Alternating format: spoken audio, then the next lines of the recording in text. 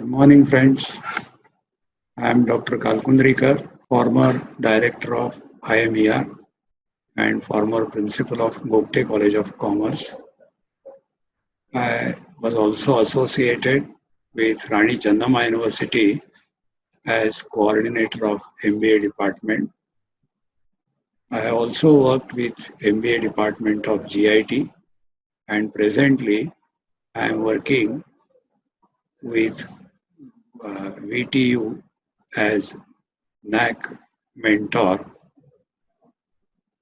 I am talking to you today on behalf of Postgraduate Department of Commerce, Rani Channamma University, which has organized the Faculty Development Program on Research Methodology. I will be taking you through a journey which is fascinating, interesting, and enriching. Research is a serious activity and you have to traverse through a difficult terrain. Research, either in natural sciences or in social sciences and humanities, contributes immensely to the development of a nation.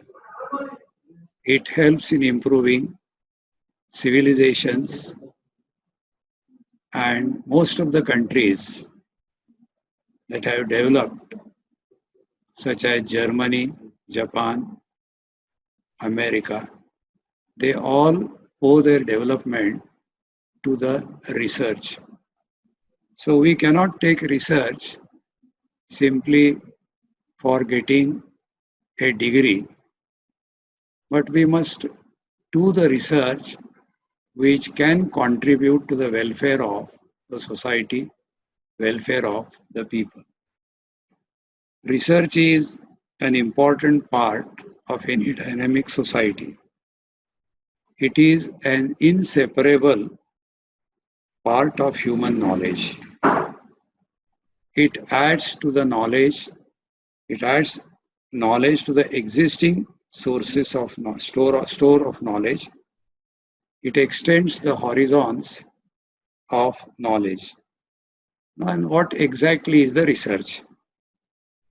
It is an urge of human brain to re-examine and re-understand the phenomena. It could be a social phenomena, it could be a natural phenomena, it could be a phenomena affecting the human life. Research is that way a systematic activity. When we talk about the research, what is the purpose of research? The purpose of research is twofold. One is intellectual sharpening, and second is evolving the new theories or models to explain the diverse phenomena. The dimensions of research are mainly the dimensions of research are creative thinking, critical thinking, and discovery of truth. It leads to solving the problems that the society is facing. This helps in formulating the policies, and also when these policies are implemented, it helps in improving the society. Now there are operational processes which can be divided into 4 stages. Stage 1 in research is a preparatory stage. Stage 2 is analytical stage. 3 is synthesis stage, and 4th is concluding stage. Now, what is this preparatory stage?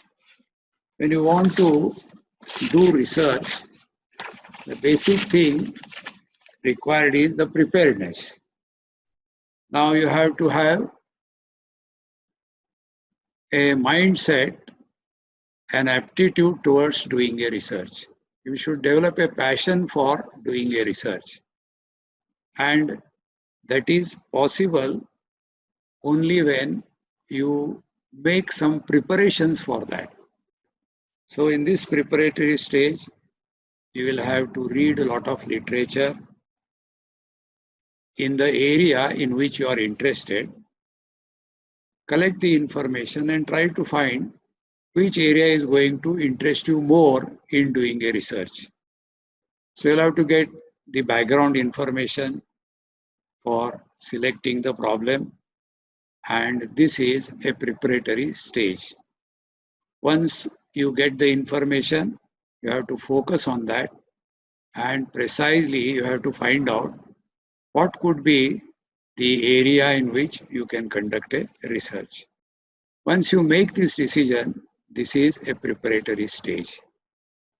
In the second stage of the process, operational process, is the analytical stage. So once you are through the preparatory stage, you start working on it. Then you start collecting the data. You start reading additional literature. You critically analyze the literature, find the gaps that are existing, research gaps that are existing, and then start analyzing. Now the data that you collect in the second stage and start analyzing, it is so huge and uncontrollable because of the knowledge explosion. You will have to synthesize all this what you have collected. So synthesis of the information that you have collected, and ultimate stage is the concluding stage. So you conclude your study by writing a nice report on the problem that you have selected. Now, when you want to be a researcher,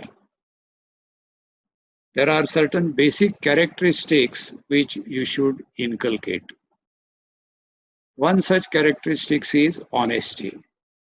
A researcher has to be very honest, truthful. He should not borrow or copy any information. Whatever information you use as a support material in your research should be properly acknowledged, and do not construct any data. Do not try to give false data, and utmost honesty is one of the major characteristics which a researcher should have. Secondly, you must have integrity. Along with honesty, your personality should have integrity, and you should not divulge any of the information that is confidential that you have collected, and you should keep it to yourself and use it only for the academic purpose. Don't spread this to others, which may lead to some problems from whom you have collected the information. So integrity is another characteristic. Then a researcher should not be in a hurry. Normally, once you register for a course in research, you are always in a hurry to complete your work. But a research activity is an unhurried activity. A lot of patience is required. So with great patience, you will have to conduct the study, sort out the difficulties that come your way, and show utmost patience in doing the study. And when you put forth your views after conducting the study, you have to be very frank, you have to be very courageous, bold enough to give your frank opinions. You should not think that if I give this opinion, what will happen, what people would think, what government will think. Research is not concerned with all that. Research is concerned with finding a truth. And once you find a truth, discover a truth, and when you share it, you should have that courage to share this kind of a truth with the society. Remember, research is not a copy paste. Nowadays, technology is developing and a lot of material is available, and many are tempted to collect this material and copy paste it. Now, research cannot be a copy paste. Research is also not a compilation of information. Many people think that if you collect some information, compile it, organize it, it becomes a research. It's not so. Research is never a compilation of information.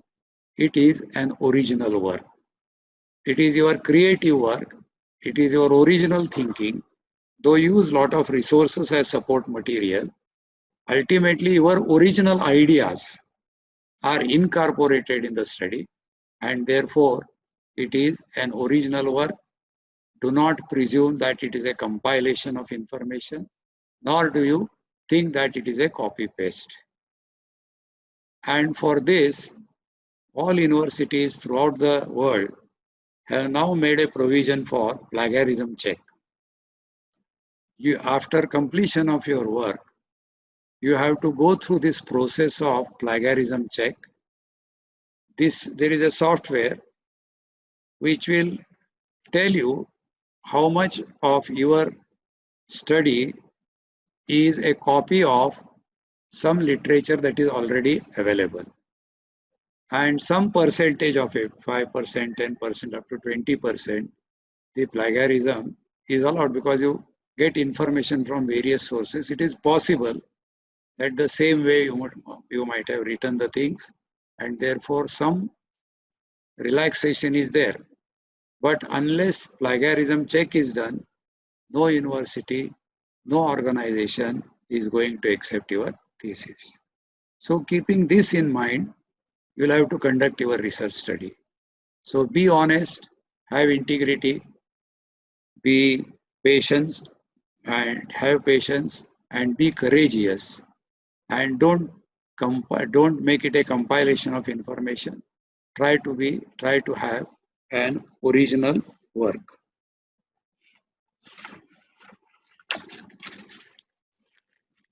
Now we will consider the entire process of research. This process of research passes through 9 important stages.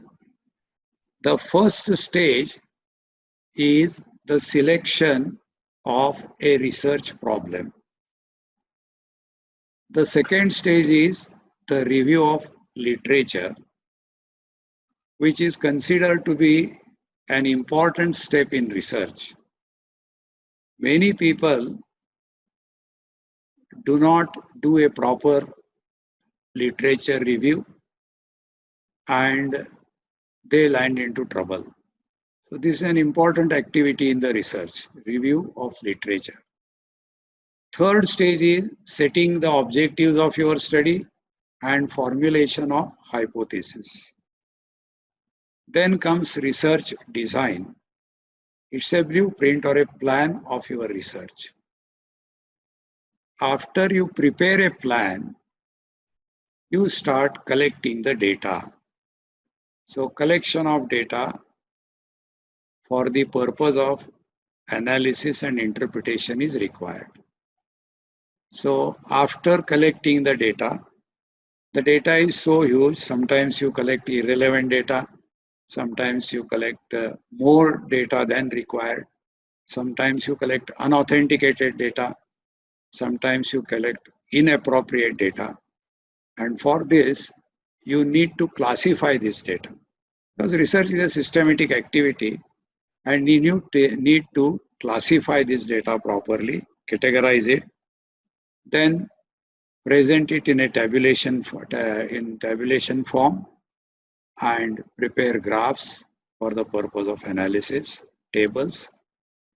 Then comes the analysis and interpretation. Once you are through with classification, tabulation, graphics, you have to analyze this data and interpret. So how you have collected this data, how you want to analyze it, and ultimately what is your interpretation of this particular data. Once you complete this, you'll have to start report writing. Report writing is the final milestone in the journey of research. You have to write a proper report about the research that you have conducted. You'll have to write the research report about the problem selected, methodology adopted, analysis made, and the conclusions drawn. This is necessary to communicate your ideas through the research report to the general public and to all concerned. So report writing becomes an important activity, and it is a final stage in the process of research. Ultimately, once you finalize the report, this report has to be submitted to the authorities. If you are doing PhD, you submit it to university or national level institutes, or if it is a report to be presented to the government, you are presenting it, submitting it to the government. Now, one precaution you should take, once you prepare a report, it is not, once you write something, it is not final. It is a draft report. The draft has to be shown to your supervisor or associate and also to the language experts to ensure that there is clarity and there are no ambiguities in the report that you have prepared. And only after getting clearance from the language experts and also getting the plagiarism check report, you can submit the report to the authorities. So now these 9 stages will make your research journey a comfortable one, enjoyable one. Now let us see each one of these stages. How do we go about? Now, how do we select a topic? The first stage is selecting a topic. How do we select a topic? Now, many people commit a mistake and they are confused about the difference between the topic and the research problem. You are studying a particular problem for the purpose of research. You are not studying a topic. Now, what is the difference between the topic and formulation of a research problem? Topic is a broad area having many aspects and dimensions. From those different aspects or dimensions, you will choose one dimension, and that dimension can provide you large number of problems. So each dimension will have different problems. And from that, you will select a particular problem for the purpose of study. Now, how do we distinguish this? Say, for example, you are students of commerce, then you would like to do a research. How do we select it? How do we differentiate between the topic and the research problem? There could be a topic called trade. In the trade, you can study about the domestic trade. In the domestic trade, there can be different problems, inter-regional trade, intra-regional trade, and so many aspects will be there in the trade. You can also choose a problem in the area of international trade or a foreign trade, export trade, import trade. So this is a dimension, and in that dimension you can choose one particular aspect, and that could be a problem. Similarly, in marketing, you can have marketing is a broad area. Then there can be a rural marketing, there can be an urban marketing, there could be a digital marketing. These days we talk about digital marketing. You have to go back again. So the first stage is the selection of a research problem. While selecting a research problem, the mistake that we normally commit is that we fail to distinguish between the topic and the research problem. Topic is a broad area having many aspects or dimensions. Each of these dimensions can provide you different problems. And from these, you have to choose one particular specific problem for the purpose of study. Now, how can we distinguish between the topic and the research problem? Now, since you are students of commerce, let us take the topic trade. In the trade, you have domestic trade, you have international trade, you have inter-regional trade, intra-regional trade, and in each one of them, you will have several problems. And from them, you will have to select one particular problem. Take another area of marketing. Marketing is a topic. In marketing, you can have urban marketing, rural marketing, agri marketing, you can have export marketing, import marketing, you can also have the digital marketing, and this way from each one of them you will have several problems, and one of them specific problem you have to choose, and that becomes your research problem. And normally research problem is in the question form. Take the example of banking. In banking is a broad area, and this will give you different dimensions like banking services, NPAs, microfinancing, customer satisfaction, and within them you can have various problems, and one of them you can choose. So therefore, you should always distinguish between a topic and a research problem. So topic is a broad area having many dimensions, many aspects, whereas research problem is selected from one of those dimensions or the aspects, and it is specific. Now, for the broad area or topic, and then select the problem. Identify first the broad area, which is a topic, and from them, then select a particular problem for the study. While choosing a topic, you must choose a topic that is interesting to you and identify the problem relevant to the society and also to your coursework. Now, most of us do the coursework and later on try to select a problem which is not totally connected with our coursework. So as far as possible, we must select a problem which is relevant to our course of study or relevant to the society, so that you can provide inputs to the policy makers. Now, how do we get into selecting a problem?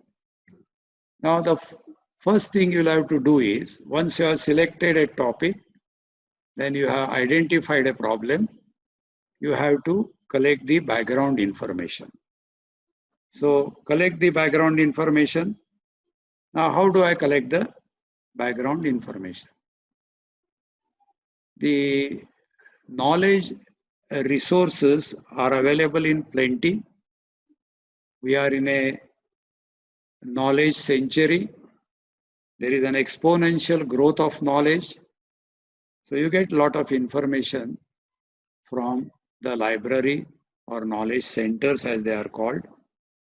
And the sources of information are encyclopedia, websites, then books, articles, surveys, thesis of the past students, reports, committee reports, then government publications, unpublished material, then e-sources, and various digital platforms where you will get relevant information about the problem you have chosen.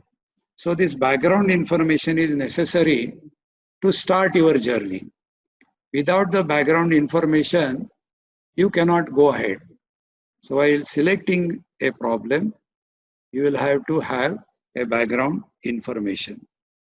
Then after getting the background information, are there any specific sources from which you can select a problem? Now there are sources from which you can select a problem. One is theory of one's own interest. Now after going through the background information, you might have developed interest in certain theories, certain theoretical work, and that can provide you a clue towards selection of a problem. If this is not possible, the second source could be the day-to-day problems. Now there are historical problems, there are contemporary problems. Recently we faced a COVID-19, and this gave a lot of opportunity to the people to do research in various aspects. Maybe in health sciences, maybe in health economics, maybe how to deal with it, what is its impact on the economy, what is its impact on the trade, what is its impact on the foreign trade, foreign relations. Now all these aspects, they are concerned with the day-to-day developments that are taking place. Inflation is occurring, workers are affected, migration of the workers has become a major problem. So in all these cases, you can choose a problem which is available to you in the day-to-day life. The third source could be a technological changes. Technology is fast changing. Not only it is changing, it is being adapted by almost all nations in the world. And in India also, we are talking about digitalization.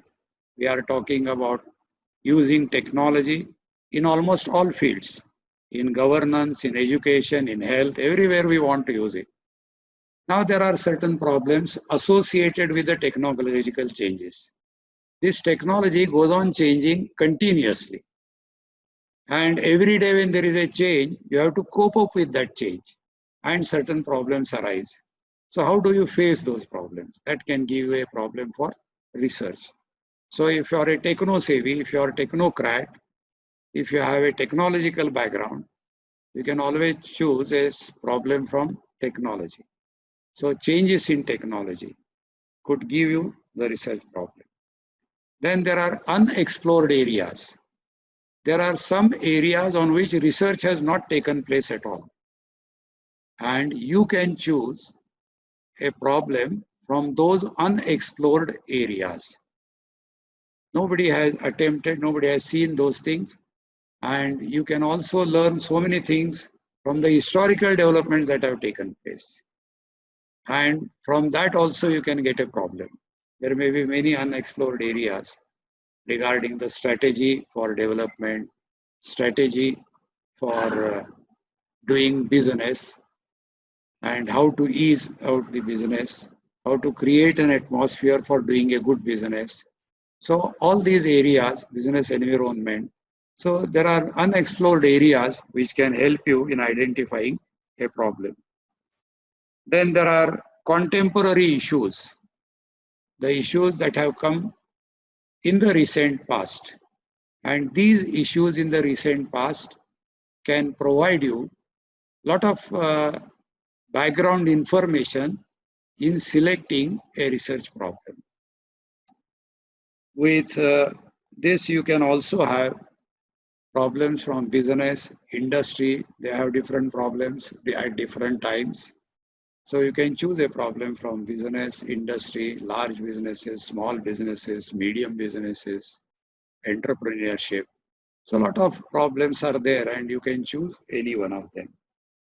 After you decide on a particular problem, please discuss this with your guide, with your supervisors, or the others who you think they are experts and they can provide you some support in doing the research. Now, once you have selected a research problem, you have to state this problem. That is, you'll have to have a statement of the problem. Write down the problem which you have selected. That gives you a clarity. If you do not write down, then every time when you start thinking, you may have diverse forces in thinking, and therefore it is always advisable to write down the statement of the problem. Now, after you select a problem, you'll have to write down this problem. You have to make a statement of the problem. Now, what are the features of writing a statement, of creating a statement of the problem? Now, one thing is, in research, clarity of thoughts is very important. You must be very clear in your thinking, and when you have a statement to be written for the problem, you must write the statement in clear terms. There should be no ambiguity. It should be very clear. Secondly, it should be in simple terms. Language simplicity. Many people try to write in a complex language and they get into trouble. So it is better. We are not here to exhibit our knowledge, but we are here to make people know about the problem. So simplicity of language. Then it should not be abstract. You should have a focused attention in writing the statement. So there should be a clear focus in making a statement. Then you will have to also establish a relationship between two or more variables. These are the days when the research is mostly based on primary data, and we try to establish causal relationship between the variables. So when you are writing a statement, you can also try to establish a relationship between two or more variables. And further, you can also identify the possibility of empirical testing. Now you might have collected the data. You might be thinking that the data is collected and it can be used. But sometimes certain data or certain information may not be capable of empirically testing. So empirical test is required. When there are variables, empirical test is required. Statistical tools are used these days, and therefore you should be very careful about this kind of an aspect when you make a statement of the problem. So you get the information, background information, you identify the problem, you discuss this problem, you read a lot of literature to identify this problem, discuss it with your supervisor or a guide, and ultimately you finalize it and you make a statement of the problem. Once you are having a statement of the problem, once this problem is clear in your mind, the next step would be the review of literature. I am emphasizing on this aspect more because review of literature is going to support enormously in conducting your study. You have to know what studies are already conducted in the past by the scholars, by the experts, by the professionals. A lot of studies are being conducted. And without that knowledge, we cannot conduct a study because somebody must have already done the work on the problem which you have selected. So it is necessary to have a thorough review of literature. We are living in a knowledge society. There is an exponential growth of knowledge, and in this knowledge revolution, there are many people who are contributing and adding to the knowledge. There are scholars, researchers, experts, professionals, go on adding to the existing store of knowledge. So we must conduct a review of literature. Now there are two types of literature that are available. Broadly, we classify them into two parts. One is a published literature another is unpublished literature. There are people who have done a lot of work, but it has remained unpublished. They must have done great work, but unfortunately it has remained unpublished. And there is work which is in a published form. There may be also these days the studies that have been done and that are stored on the digital platform. So we have to take cognizance of all these developments and focus on review of literature. Now, review of literature is an important part of any research activity.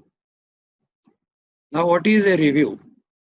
Many people think that mere reading some 1,000 books makes a review of literature. It is not so. Reading for reading's sake is not a review. It is not a casual reading. It is not mere reading for reading's sake, but it is something beyond that. Now, not only reading, you have to understand what you have read, you have to interpret what you have understood, and you have to critically comment on the work that has been done and find out the research gaps that are existing and justify how your problem is different from what already has been done and how it is going to newly contribute to the store of knowledge. And for this, we have to make a critical review of the literature. It may be historical literature, it may be a contemporary literature. Both you have to take into account for making a critical review, and it has to be very extensive. Now, what is the purpose of this review of literature? There are many purposes for which we do this literature survey or literature review. One is get the background knowledge relevant to your study, because knowledge is an ocean and you have to identify what is relevant to your study. That is possible only when you make a thorough review of literature. The second purpose is establishing a conceptual framework for your study. So concepts, you will get the concepts, definitions of concepts, and you can evolve a conceptual framework of your own for particular study, and review will help you in this. Thirdly, it can help you to understand earlier studies already carried out about a particular phenomenon. So what are the studies? What is the manner in which they have conducted the studies and how that can help your study? The next purpose is to know appropriate methodology, techniques, tools that have been used by the people already who have done the work, and what tools and techniques you can use.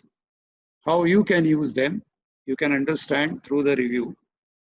Then you can also identify the data sources with the review of literature. It gives you clarity, consistency of thought, and it helps you in updating your knowledge. So there are various purposes for which we conduct the review of literature. Now, how do I conduct a review of literature? I go to the library and I want to do a review of literature.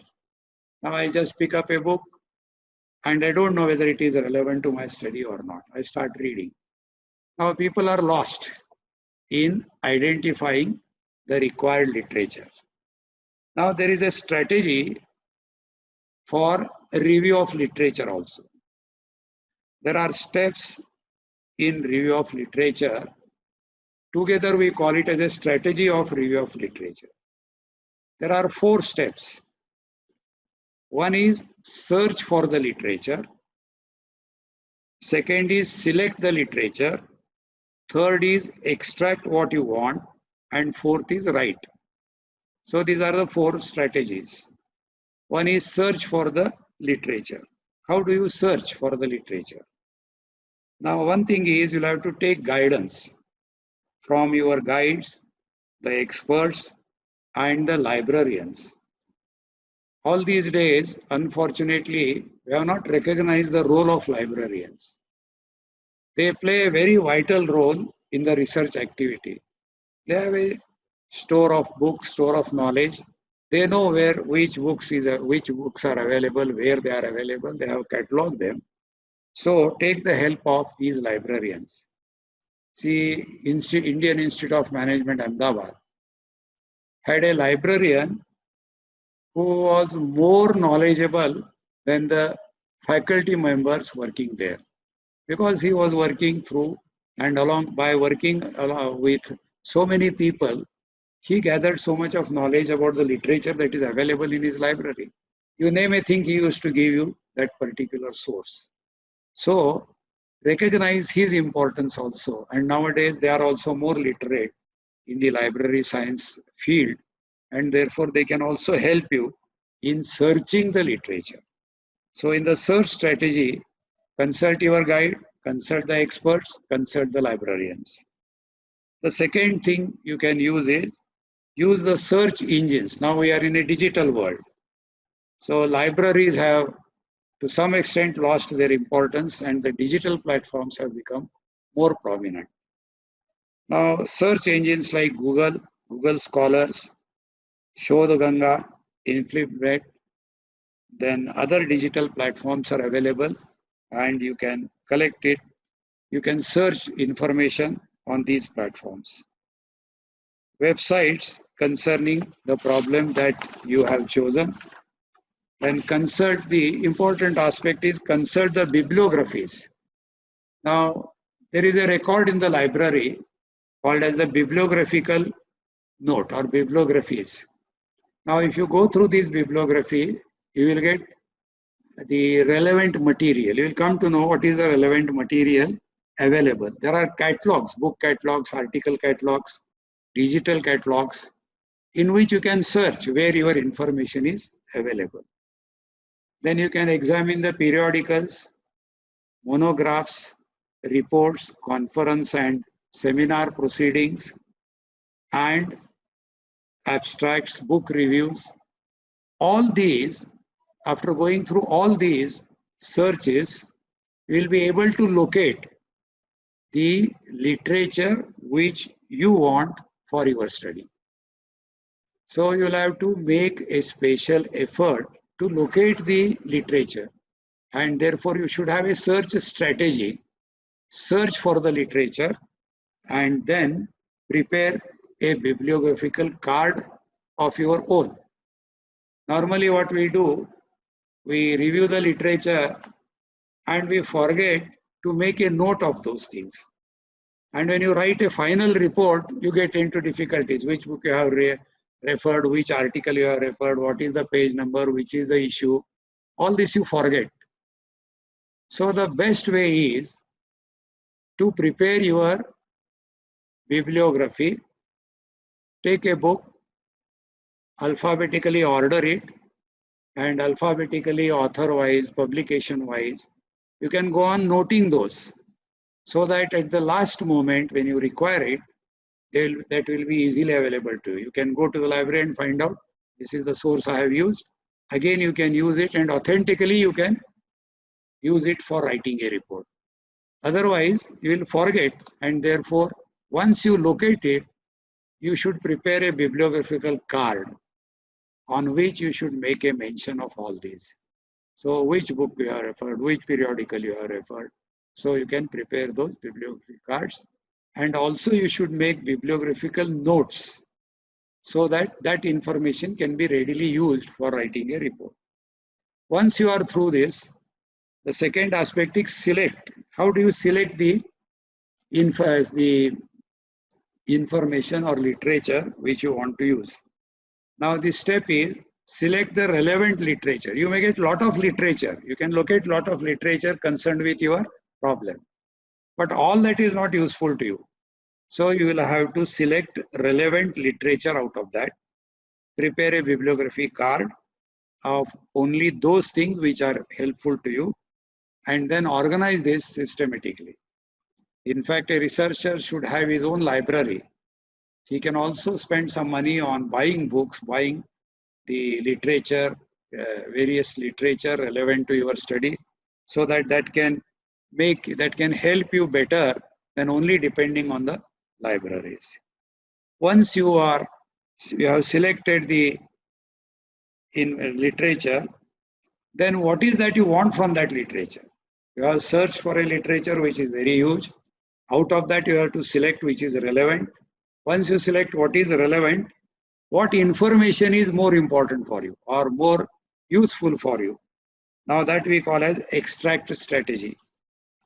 Read the literature carefully, make a critical review of this literature, identify the gaps, and make a note of it. What are the gaps that you have come across?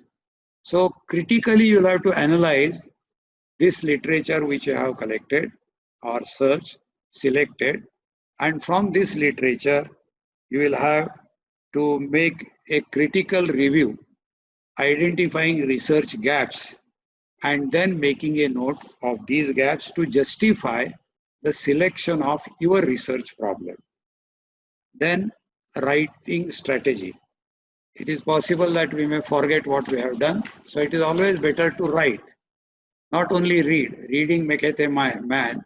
Similarly, writing is also required for remembering the things. And writing strategy involves making notes, refining your ideas which you started with, and write clearly the review to identify the research gaps to justify your problem, selection of your problem. So once you have done the review of literature, once selection of problem is the first step. Once you select properly a problem for study, second is you'll have to make a critical review of the literature, and third comes the objectives. The third step is setting the objectives and formulating hypothesis.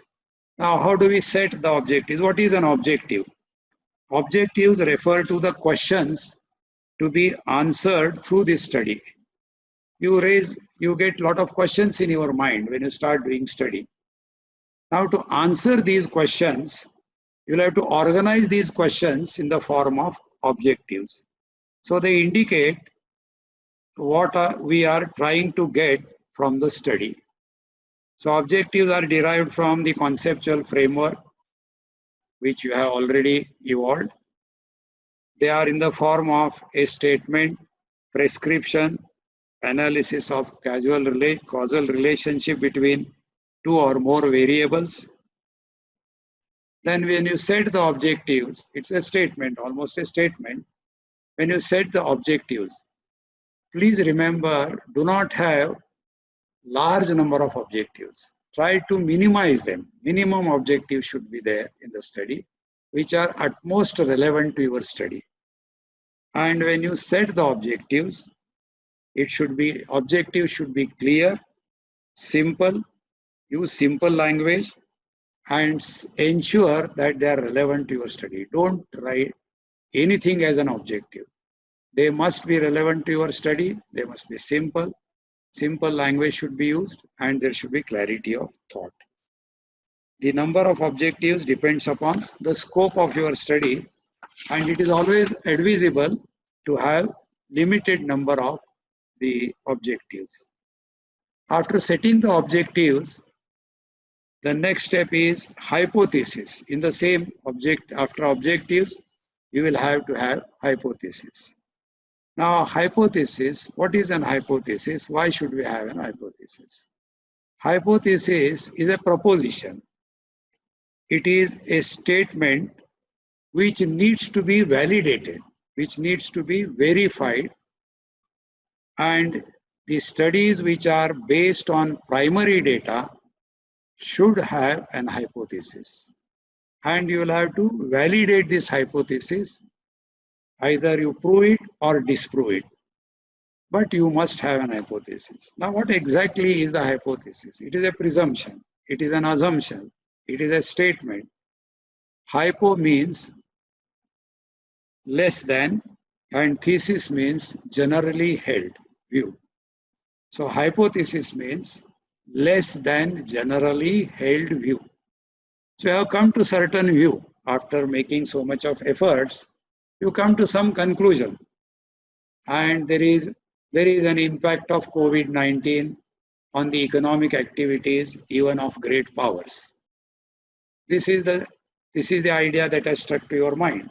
Now, how do we validate that? So you'll have to collect the data and validate that. So that is a statement, that is an assumption which needs to be validated. So we can say hypothesis is a tentative proposition requiring validation. Now, how do I formulate hypothesis for my study? There are different sources from which you can get an hypothesis. One of the sources is your personal experience as a researcher.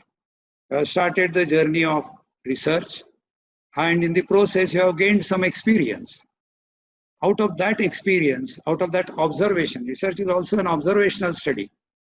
Out of that observation, you have some idea in your mind, some assumption in your mind, and that can be a hypothesis. That can be a source for your hypothesis. Second source is findings of other studies. There are many studies which have already been conducted, and from their studies, you can derive an assumption or a statement which could become your hypothesis. Third source is the conceptual framework which you have evolved can also give you an hypothesis, or can also provide you the material for formulating a hypothesis. Or lastly, it could be simply a hunch that has just come to your mind. Some thinking that has suddenly sparked in your mind, and that assumption becomes your hypothesis. So for testing the once you formulate a hypothesis, you need to test it. And for testing the hypothesis, these days you need to have some basic knowledge of statistics, because you'll have to use statistical tools, and with the help of these statistical tools and the tests, you'll have to test the hypothesis. For that, basic knowledge of statistics is also required. Once you want to formulate an hypothesis, you'll have to remember that there are certain qualities or characteristics of hypothesis. While formulating a hypothesis, you must remember these qualities. One is, hypothesis should be conceptually clear. There should be no ambiguity in the statement that you make as an hypothesis. Secondly, hypothesis must be precise and specific. Thirdly, it should be capable of empirical testing. So once you collect data, once you decide that this should be your hypothesis, find out whether the tools or techniques are available for its empirical testing. So it should be capable of empirical testing. It should be relevant and limited in scope. It should be relevant to your study and limited in scope. It should be related to available techniques of testing. It should test the relationship between variables if it is a relational hypothesis. And then it should be written in a simple language. Simplicity is the utmost requirement of a research work. So more you are simple, you are more clear. So simplicity is not a weakness, but simplicity is a virtue so far as research is concerned. And there should be consistency in the hypothesis that you have made or hypothesis that you have formulated. Inconsistency will land you into trouble. You cannot test it. So simple, consistent, precise, specific, and clear is the requirement of an hypothesis. Now, normally there are two types of hypothesis which are considered. One is null hypothesis, which normally is called as HO, and another is alternative hypothesis, which we call as H1. Null hypothesis is always a negative hypothesis. The relationship which you develop is a negative one. And alternative is always you develop a positive relation. Same one, you are alternatively calling it as a positive in a positive way, and you prove. Whichever is proved, which can be accepted, whichever is disproved, can be rejected. Since there are many others who will be talking to you on this, I would like to just conclude on hypothesis as the third stage, setting objectives and formulating hypothesis. The next one is the research design. Next step, fourth step is research design. Now in short, research design is a plan of your study. Research design is a blueprint of your research. It provides proper direction to conduct the study in a systematic manner. It is something like you want to build a house, you go to an architect. You can otherwise also build a house by constructing 4 walls. But you go to an architect, get a map from him. He will give you a map as to how you should construct your house. Similarly, you should have a plan how you should go about in your research study. And in doing this, going about the research study, you need to plan for your study, prepare a blueprint. It is an outline of your study. It is a structure of your study. It is the way you would like to go through your process of your study. It will tell you about how to collect the data, what methodology should be used, what kind of duration of time you are going to use, and how you would like to go about in the entire process. Now, briefly, I would like to tell you that while preparing a research design, ask certain questions to yourself. Number one, what is the study about? When you write a research design, answer this question, what is the study about? Why is the study being made? Where will be the study carried out? What type of data is required? Where can the required data be found? What periods of time will study include? What will be the sample design? What techniques of data collection is used? How will the data be analyzed? What will be your research methodology? In what style will you report yourself? If you answer these questions, you can write down the research plan. So these are the aspects that should be included in the research plan. The next step is the fifth step, which is collection of data. Now research can be based on 2 types of data. One is a primary data, another is a secondary data. Primary data is collected from the original source. Secondary data is derived from already source, the existing source which is available. So in collecting the primary data, you'll have to follow certain method. Either you'll have to conduct a survey, or you'll have to prepare a sample design. You'll have to conduct a sample survey. You'll have to use techniques like questionnaire, interview schedules. Interview schedules you can canvass by going personally, asking questions and recording them in the schedule. Whereas questionnaires can be mailed. Though both can be structured, unstructured, open-ended, and closed-ended questionnaire or interview schedules. Depending upon the nature of study, you'll have to make a decision about this.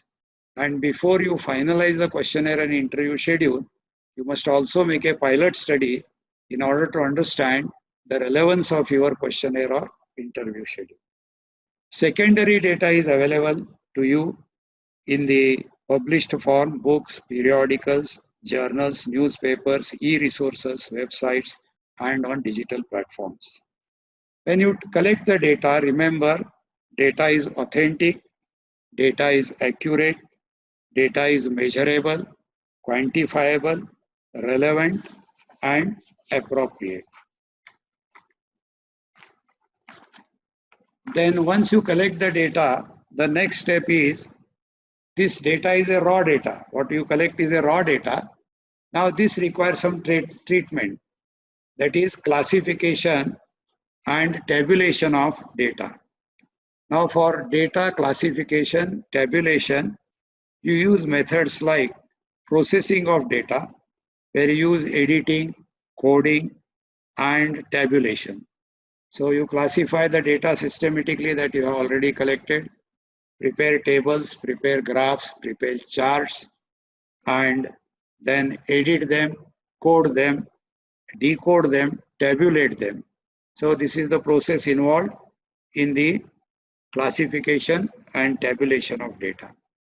Once you are through with this, the next would be analysis and interpretation of data.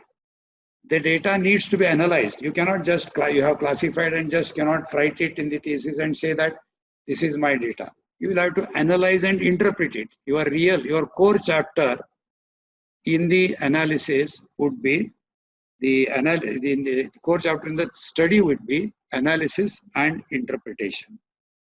Now, you'll have to use proper statistical tools and techniques to analyze and interpret the data that you have already classified and put it in a tabular form.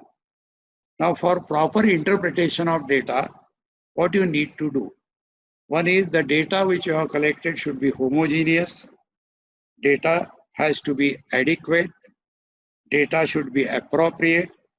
And there should be a scientific analysis of data.